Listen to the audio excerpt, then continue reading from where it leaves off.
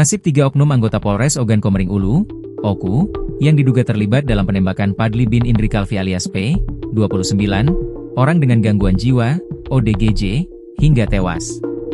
Peristiwa terjadi di Jalan Ayanika M8, Kelurahan Kemelak Bindung Langit, Kecamatan Batu Raja Timur, Sumatera Selatan, Senin, 28 Oktober 2025, pagi. Melansir Tribun Sumsel, ketiga oknum anggota polisi tersebut telah ditahan untuk menjalani pemeriksaan oleh Propam dan ditintelkam Polda Sumsel. Kapolres OKU, AKBP Endro Aribowo, SIK, EMA membenarkan kejadian tersebut. Endro menjelaskan bahwa 3 anggota unit Satreskrim ditugaskan untuk mengamankan tersangka berinisial P, 29, yang sebelumnya diduga merusak 2 pos polisi di depan Ramayana dan di samping Aneka Rasa. Pelaku terekam CCTV dan etle saat melakukan perusakan fasilitas negara. Saat hendak diamankan, P bersikap tidak kooperatif dan menyerang petugas hingga salah satu anggota terjatuh.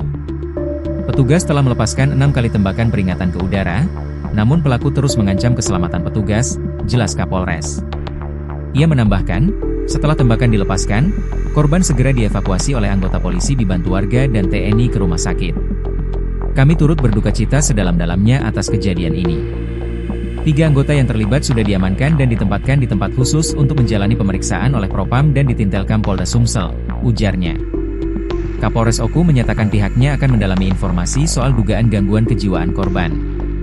Kami belum mengetahui kondisi tersebut sebelumnya. Informasi dari keluarga akan kami tindak lanjuti, tegasnya.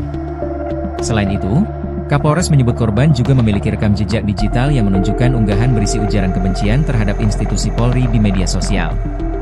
Hingga kini, tim gabungan Propam dan Polda Sumsel masih melakukan penyelidikan terkait insiden tersebut, termasuk menelusuri prosedur penggunaan senjata api dan dugaan pelanggaran standar operasional oleh petugas di lapangan.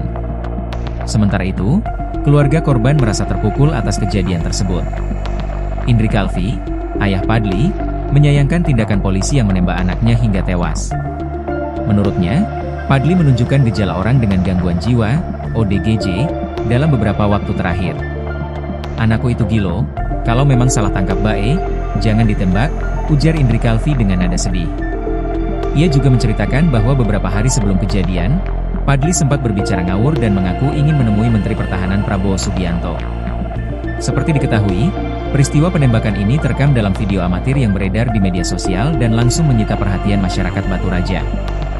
Dalam rekaman, terdengar suara tembakan lebih dari 2 kali, sementara korban terlihat memegang batu dan menantang petugas sambil berteriak, "Tembak saya, tembak saya." Menurut keterangan warga, sebelum tertembak, Padli sempat mengejar petugas dengan membawa selang dan batu.